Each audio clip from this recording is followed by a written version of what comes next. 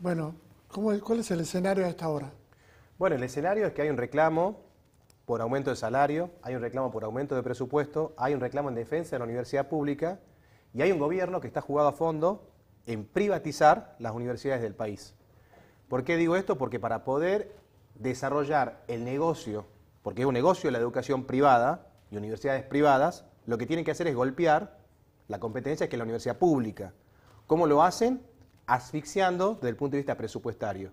Si vos recorres las facultades de las escuelas, tanto en la UNT como en cualquiera de las otras universidades, vas a poder constatar que en las aulas, en los laboratorios y en los talleres, no contamos con los recursos necesarios para desarrollar de un modo normal las actividades académicas. Ni hablar del salario. Yo creo que el plan de Milei no es inflación cero, es salario cero. ¿Saben cuánto es el aumento que nos dieron en los últimos 2 meses? 3%, 2%. ¿Quién vive con esos porcentajes de aumento? A las privatizadas de los servicios públicos, 1000% de aumento, 800% de aumento. La nafta todos los meses, 8 y 9% golpeando nuestros bolsillos. En los trabajadores y en los jubilados, 1%, 2% de aumento. Ganamos 570, 600 mil pesos aproximadamente el docente o la docente que hoy inicia la actividad en la universidad, en un país que tiene una canasta básica que hoy de bienes y servicios ha llegado casi a $1 millón de pesos. Pero una Estamos pregunta. lejísimos de la línea de pobreza. Analicemos un tema. Es Sí. es real como docente. Pero, por ejemplo, los docentes de Derecho, la mayoría tiene otra actividad. Los docentes de Medicina, la mayoría tiene otra actividad. Ciencias Económicas, más viven de su actividad privada que de la docencia. Hay docentes que están en Derecho, por ejemplo, que están en otro lugar y, bueno, la docencia para algunos es un estatus, para otro medio de vida. A ver, el conjunto de la docencia, en el caso de la UNT, somos 5.000, 6.000 docentes aproximadamente. Sí. Estamos en 200.000 docentes universitarios y preuniversitarios en toda la Argentina. Hay una heterogeneidad, pero la mayoría vive de la docencia y de la investigación. Yo me pregunto, ¿cómo podemos hacer docencia e investigación formarnos con un salario tan pero tan bajo? Hoy la docencia tiene una enorme cantidad de horas, o tiene 2 o 3 cargos, o a veces va de facultad a distintas escuelas, por ejemplo, del sistema educativo de las provincias, por ejemplo, porque tiene que vivir. Entonces corre de un lado al otro porque no le alcanza el salario. Y este gobierno que llegó diciendo que iba a solucionar los problemas, ¿a dónde nos llevó? A una pobreza que hoy ya está en 55%, miles de despidos en el sector público y en el sector privado, una actividad económica que no para de caer mes tras mes, y esta es enorme recesión. Entonces, ¿qué es lo que ha mejorado desde diciembre hasta ahora? Absolutamente nada. No podemos seguir así. ¿Estaba mejor antes? No, antes también era un desastre, pero este gobierno dijo que iba a solucionar el desastre y lo acentuó, lo agravó. Antes estábamos en 45 de pobreza y hoy estamos en casi 55. Entonces, ¿qué es lo que ha mejorado desde el punto de vista de la calidad de vida, de las condiciones laborales? No es el objetivo que tiene. El objetivo del gobierno es seguir ahorrando fondos para seguir pagando una deuda externa absolutamente usuraria y seguir perjudicando a la educación pública y a la salud pública.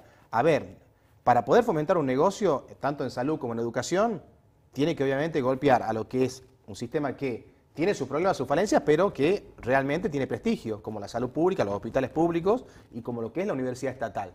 Entonces nosotros creemos que hay que sostenerla con un incremento en serio del presupuesto, no con los recursos que tenemos hoy. Doctor, usted sabe que Argentina no es un país fácil y pensar que se va a la privatización ya es un extremo. Quiero decir lo siguiente, la dictadura militar pasó las escuelas primarias al nivel de las provincias. Sí, pero no la privatizó. El menemismo pasó el nivel secundario a las provincias. Y ahora este gobierno empieza a hablar de provincializar las universidades. ¿Cuál es el problema? Cuando hablamos de un sistema educativo que tiene que ser sostenido por estados provinciales, obviamente eso es un golpe. ¿Por qué? Porque tienen menos recursos que el Estado Nacional.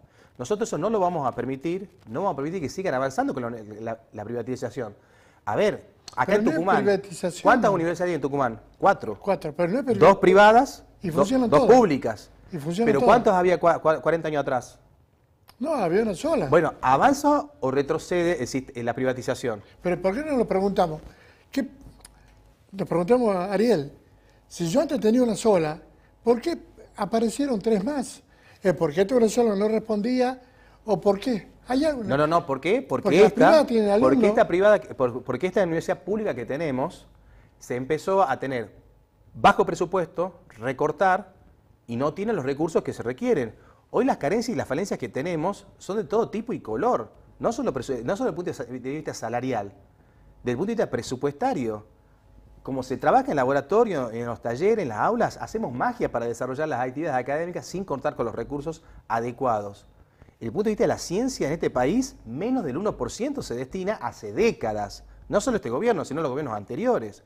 Para poder pensar en un desarrollo de la nación, necesitamos triplicar el presupuesto para ciencia e investigación. Necesitamos triplicar el presupuesto para las universidades estatales. Los profesionales que se forman en las universidades públicas de la Argentina tienen un enorme prestigio y lo hacen en condiciones, obviamente, de absoluta precariedad. Nosotros jamás contamos con los recursos con los cuales deberíamos contar.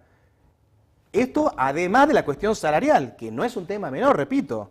El gobierno, quiero denunciar a la ministra Petovelo, al secretario de Educación Torrendel. Ayer salen a hablar de que hicieron una mejora en la propuesta salarial. Falso, una mentira nuevamente este gobierno. Hablan de que estarían garantizando un salario mínimo de bolsillo, sin explicar en qué consiste el salario mínimo de bolsillo. Dice que ahora la garantía la irían a actualizar a abril de 2024. O sea, de pagar 2 pesos miserables, ahora van a pagar 2,50, que sigue siendo miserable. ¿Cuál es el docente? ¿Cómo? Hoy la docente y el docente que arranca en la universidad cobra 570, 580 mil pesos aproximadamente. Reitero, esto es en un país donde la línea de pobreza está por encima de 900 mil pesos. El promedio de los salarios está en 600 mil pesos, Ariel. ¿Cómo? En Tucumán el promedio del salario está en 600 mil pesos. Con este gobierno el conjunto de los trabajadores y los jubilados está ganando miseria absoluta. Los jubilados del veto que hicieron una vergüenza. Jubilados ganando 300 mil pesos en un país donde la canasta básica es 900 mil. Que Milei lo diga, su política es matarnos de hambre. Que sea sincero con el conjunto de la población. Quiere matarnos de hambre.